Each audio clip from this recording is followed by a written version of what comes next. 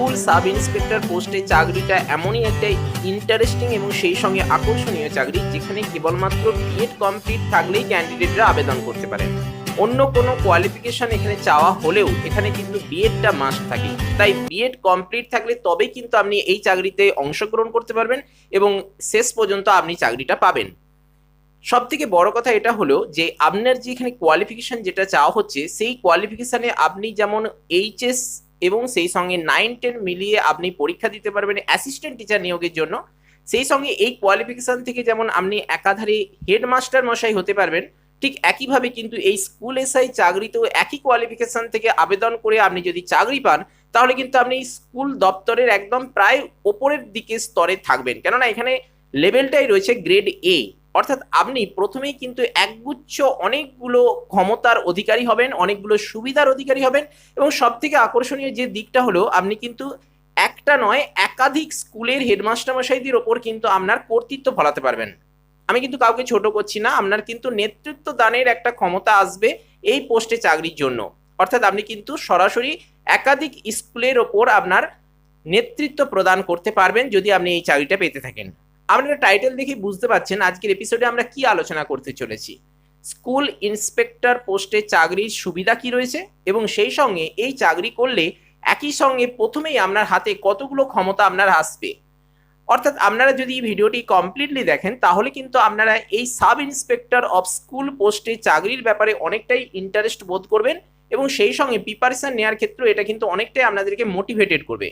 আসুন আমরা sub inspector পোস্টে চাকরি করতে গেলে কোন কোন সুবিধাগুলো আমরা ভোগ করব এবং সেই সঙ্গে কোন কোন ক্ষমতার অধিকারী হব সেগুলোই আমরা আজকে ডিটেলসে আলোচনা করে নিই।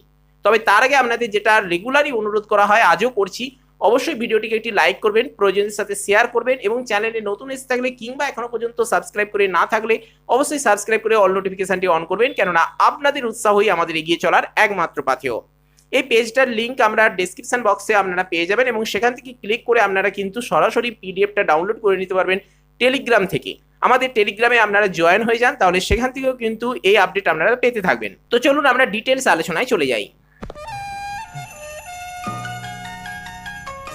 দেখুন, আমরা টাইটেলেই প্রথমে উল্লেখ করেছি স্কুল এসআই রিক্রুটমেন্ট 2024, কেননা গত রিক্রুটমেন্ট হয়েছিল 2018-এ, এখনো পর্যন্ত রিক্রুটমেন্ট আসেনি, তবে 2024 সালে রিক্রুটমেন্ট হওয়ার একটা সম্ভাবনা রয়েছে। কেননা যত দিন যাচ্ছে পরীক্ষা বা নিয়োগের ক্ষেত্রে যেমন হতাশা বা হারিয়ে যাওয়ার একটা ব্যাপার আসছে, কিন্তু একইভাবে কিন্তু পরীক্ষা হওয়ার সম্ভাবনা বাড়ছে।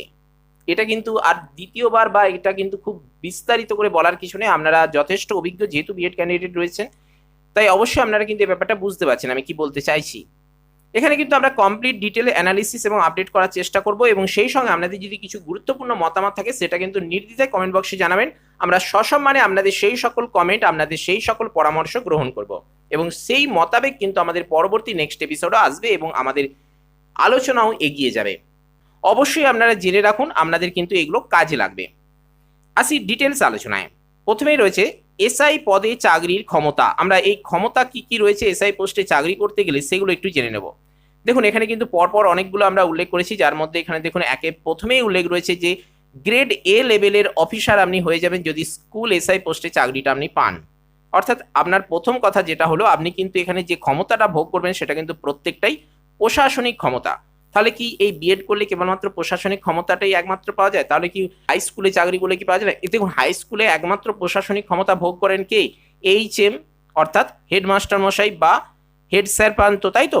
কেবলমাত্র হেড টিচারই এই প্রশাসনিক ক্ষমতাটা ভোগ করে থাকেন, কিন্তু অ্যাসিস্ট্যান্ট টিচাররা সেগুলো কিন্তু করেন না। তেনারা কিন্তু কি করেন যে শিক্ষা দান করেন শিক্ষার্থীদেরকে।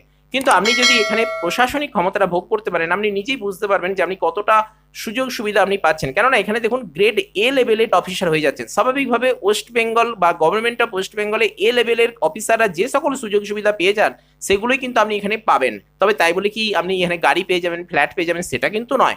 কিন্তু ওই গাড়ি ফ্ল্যাট বাদে যে সকল সুযোগ সুবিধাগুলো রয়েছে সেগুলো কিন্তু পাবেন। ডিটেলস আলোচনায় আসি, তাহলে কিন্তু আপনারা ব্যাপারটা বুঝতে পারবেন আরো ক্লিয়ারলি ভাবে। দেখুন, প্রথমেই যেটা উল্লেখ রয়েছে যে গ্রেড এ লেভেলের অফিসার আপনি হবেন। দ্বিতীয়টা ইন্টারেস্টিং, সেটা হলো সার্কেল অফিসার হবেন। এক্ষেত্রে একটু বলি যে সার্কেল অফিস থাকে কিন্তু প্রতিটা মহকুমা বা ব্লকে একটি করে, তাই তো? এবং সেই সার্কেল অফিসের আন্ডারে কিন্তু অনেকগুলো করে বিদ্যালয় থাকে এবং সেই সকল বিদ্যালয়গুলোর ওপরেই কিন্তু আপনার নেতৃত্ব কার্যকরী হবে।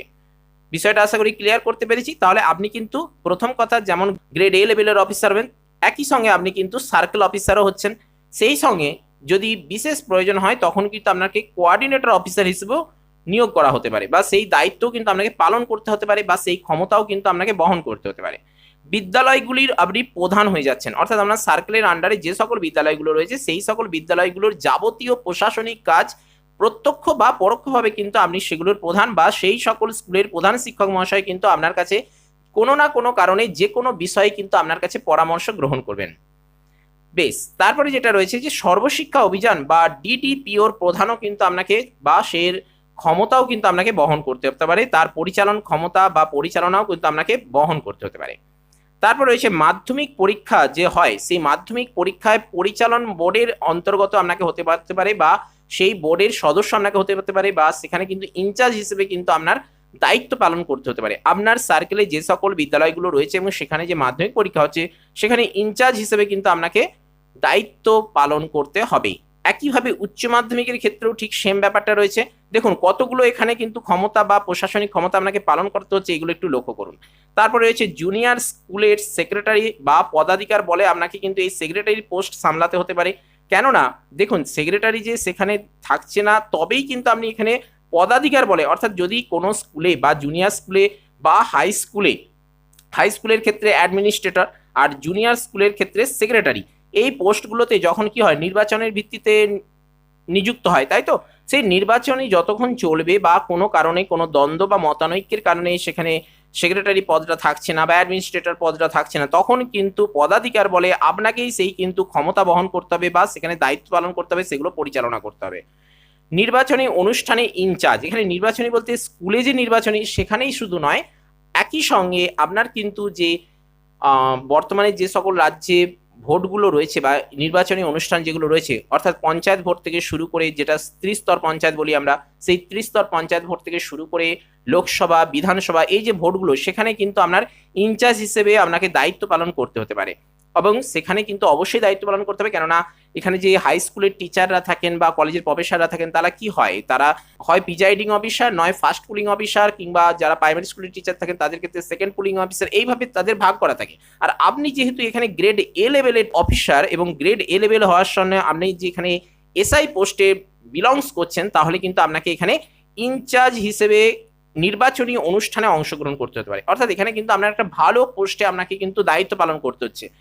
জরুরিকালীন যে পরিস্থিতি হয়ে যায় সেটা অবশ্যই কিন্তু বিদ্যালয় কেন্দ্রিক, এবং ধরুন কোনো বিদ্যালয়ে মানে ফ্লাডের কারণে বা বন্যার কারণে বিদ্যালয়ের দেওয়াল ধসে পড়েছে, বা কোনো বিদ্যালয়ের বিল্ডিংয়ে আগুন লেগে গেছে, বা কোনো বিদ্যালয়ে কোনো শিক্ষক মহাশয় বিপদে পড়েছেন, এই যে ব্যাপারগুলো হয়, বা কোনো বিদ্যালয়ের এলাকাধীন যে গার্জেনরা তারা কোনো বিদ্যালয়ের প্রতি মারমুখী হয়ে উঠেছে বা কোনো শিক্ষক মহাশয়কে আক্রমণ করছেন, তখন যে শিক্ষক মহাশয় আপনার কাছে সাহায্য চাইবেন সেই সকল পরিস্থিতিগুলো কিন্তু, বা সেই যে ভয়ঙ্কর একটা পরিস্থিতি সৃষ্টি হতে পারে সেই সকল পরিস্থিতিগুলো কিন্তু আপনাকে সামলাতে হবে, এবং সেই সামলানোর দায়িত্ব বা দায়ভার কিন্তু আপনার উপর থাকছে, এবং সেগুলো কন্ট্রোল করার ক্ষমতা কিন্তু আপনার জন্য থাকছে, এবং সেই জন্যই কিন্তু এই পোস্টগুলো গুরুত্বপূর্ণ। অর্থাৎ এখানে লক্ষ্য করুন, এখানে রাম 2 3 4 5 6 7 8 9 10 11 এবং আরও রয়েছে, আরও অনেক ক্ষমতা রয়েছে, মেনলি এইগুলো বেশি গুরুত্বপূর্ণ, এই জন্য এখানে পরপর আমরা উল্লেখ করলাম।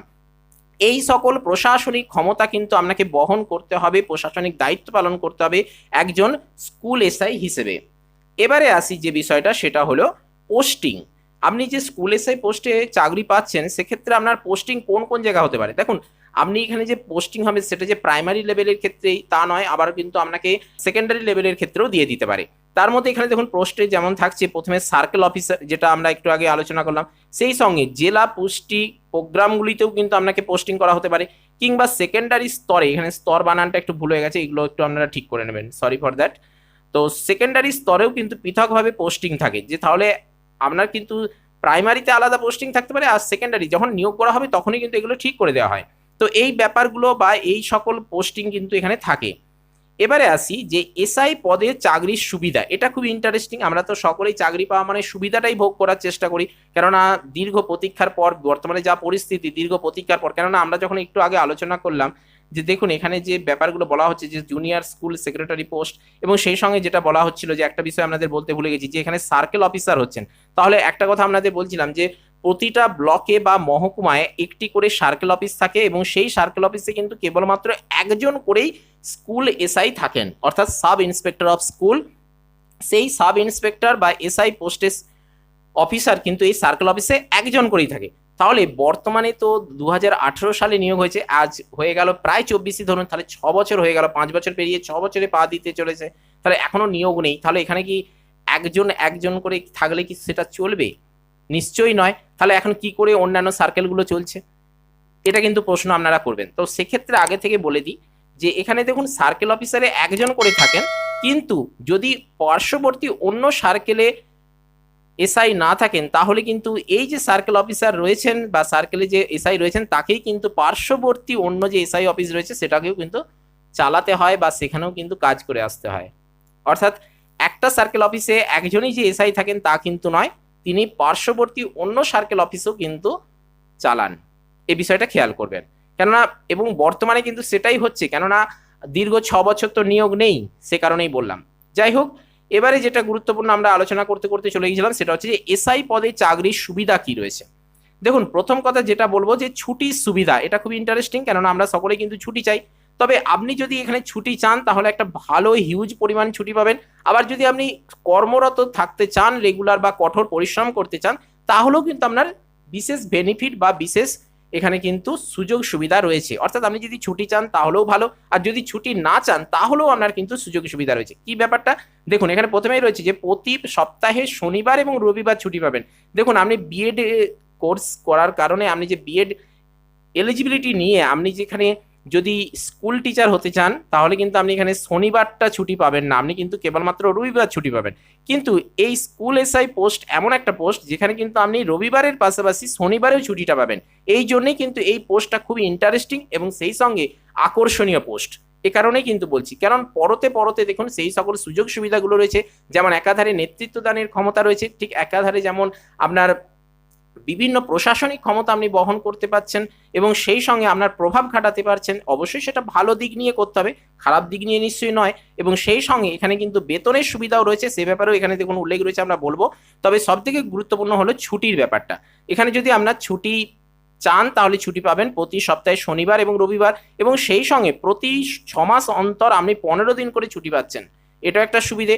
এবং সব থেকে গুরুত্বপূর্ণ যেটা বলছিলাম যে ছুটি না নিতে চাইলেও সুবিধা আছে, সেটা কি না, যদি আপনার টোটাল ছুটিটা বাঁচিয়ে রাখেন, এই যে 15 দিন করে ছুটি পাচ্ছেন বা শনিবার রবিবার করে ছুটি পাচ্ছেন, এইগুলোর মধ্যে থেকে যদি আপনি ছুটি বাঁচাতে পারেন এবং সেটা যদি আপনার টোটাল দাঁড়ায় 300 দিনের বেশি, তাহলে কিন্তু আপনি চাকরির শেষে এককালীন অতিরিক্ত কিছু টাকা পাবেন।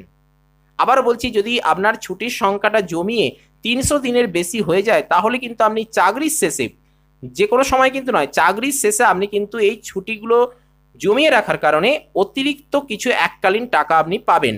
অর্থাৎ এখানে যদি আপনি ছুটি চান তাহলে যেমন হিউজ অঙ্কের ছুটি পাবেন, ঠিক একইভাবে কিন্তু ছুটি যদি না নিয়ে আপনি যদি কর্মরত থাকেন বা রেগুলার ডিউটি করে যান তাহলে কিন্তু আপনি এখানে চাকরির শেষে এককালীন কিছু পাবেন। ছুটি নিলেও সুবিধা, না নিলেও সুবিধা। তো বিষয়টা ক্লিয়ার করতে পারলাম। তারপরে আসি এখানে বেতনের সুবিধা কি রয়েছে। দেখুন, বেতনের ব্যাপারটা কিন্তু এখানে আপনি চাকরি পাওয়ার পরেই কিন্তু এখানে এইচএস স্কিলের সমান বেতন পাবেন। দেখুন, আপনি এসএসসিতে যে বা এসএলএসটিতে যে চাকরি করবেন সেখানে কিন্তু আপনার 9-10 হলে বেতন একটু কম, আর এইচএস হলে তার থেকে 10 থেকে 12 হাজারের মতন বা 8 থেকে 10 হাজার বা 12 হাজারের মতো বেতন বেশি থাকে, তাই তো। তো তাহলে সেক্ষেত্রে আপনি এখানে যে এসআই পোস্টে চাকরি যদি একবার পেয়ে যান তাহলে কিন্তু আপনি সরাসরি এইচএস স্কিলের বেতন পাবেন এবং তার থেকেও বেশিও হতে পারে। এখানে একটু বানানটা ভুল হয়ে গেছে, তাক হয়ে গেছে, তার থেকেও এটা বেশিও হতে পারে। এবং সেই সঙ্গে এখানে কিন্তু গ্রেড পেও রয়েছে, অর্থাৎ এটা কিন্তু আমরা 2019-এর যে রোপা অনুযায়ী, সেই রোপা অনুযায়ী কিন্তু বলছি, বর্তমানে সেটা কিন্তু আরো বেশি হচ্ছে।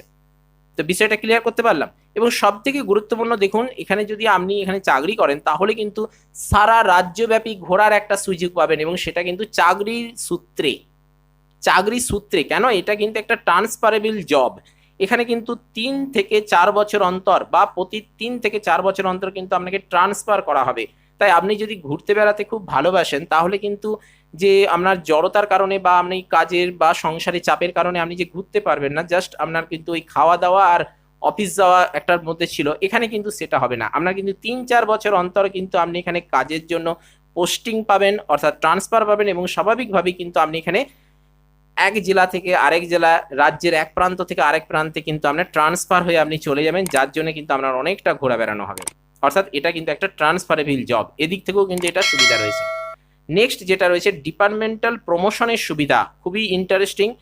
অবশ্যই কিন্তু এখানে প্রমোশন আপনি পাবেন এবং সেটা কিন্তু স্কুল শিক্ষা দপ্তরের উচ্চ পদগুলিতে, অন্যান্য পদে নিশ্চয়ই নয়, এখানে স্কুল শিক্ষা দপ্তরেরই অন্যান্য উচ্চ পদগুলিতে আপনি কিন্তু প্রমোশন পাবেন এবং তার মধ্যে যেমন থাকতে পারে AI office, ADI office, DI office ইত্যাদি।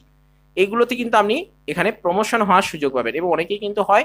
এবং সবথেকে বড় কথা হলো এই যে প্রমোশন হয়ে যাচ্ছে, রিটায়ারমেন্ট হয়ে যাচ্ছে, ট্রান্সফার হয়ে যাচ্ছে, এই সকল কারণে কিন্তু বর্তমানে প্রতিটা সার্কেল অফিসেই যে একজন করে এসআই রয়েছেন বা স্কুল ইন্সপেক্টর রয়েছেন সেটা কিন্তু নয়। স্বাভাবিকভাবেই কিন্তু সার্কেল অফিস একটা বা একাধিক সার্কেল অফিস কিন্তু এক একজন এসআইকে সামলাতে হচ্ছে বর্তমানে, যার জন্য এখন কিন্তু নিয়োগটা খুবই গুরুত্বপূর্ণ এবং নিয়োগ হওয়া কিন্তু খুবই দরকার। কেমন, কেননা দীর্ঘ 6 বছর বা 18 সাল থেকে ধরতে গেলে, আমরা যদি ধরি 19 সাল থেকে বা 18 সাল থেকেও যদি ধরতে যাই, তাহলে কিন্তু আমাদের 5-6 বছর হতে চললো এখনো কিন্তু নিয়োগ নেই। তাই আপনারা কিন্তু চাইলে একটু একটু করে প্রিপারেশন নিন, কেননা বিএড থাকার কারণে আপনারা তো মাত্র 3টে সুযোগ পাচ্ছেন। এক হচ্ছে স্কুল এসআই, 2 মাদ্রাসা এবং 3 রয়েছে আপনাদের এসএলএসটি বা এসএসসি। এই 3টের মধ্যেই কিন্তু আপনাকে যে কোনো একটা পেতে হবে এবং 3টেই কিন্তু খুব ইন্টারেস্টিং। এবং সব থেকে সুবিধা কি রয়েছে, কোনটায় কোনটা কত ক্ষমতা আপনি পাচ্ছেন, সেগুলোই কিন্তু আজকের এপিসোডে আমরা আলোচনা করলাম। আজকে আমাদের আলোচনার একটাই প্রধান উদ্দেশ্য, সেটা হলো এখানে যে সুযোগ সুবিধা রয়েছে এবং সেই সঙ্গে যে সকল ক্ষমতাগুলি আপনি পালন করতে পারছেন।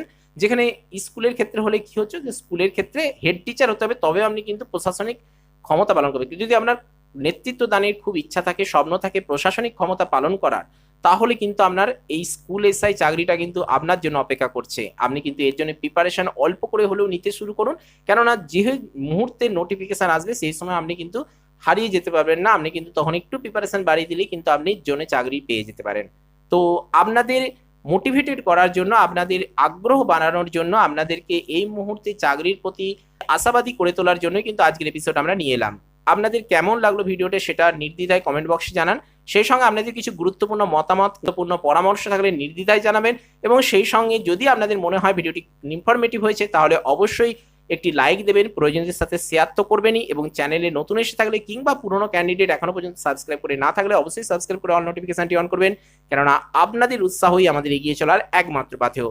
চলুন আপনাদের সাফল্য, আপনাদের অগ্রগতি কামনা করে আজকের এপিসোড আমরা এখানেই শেষ করি। দেখা হচ্ছে পরের এপিসোডে। জয় হিন্দ, বন্দে মাতরম।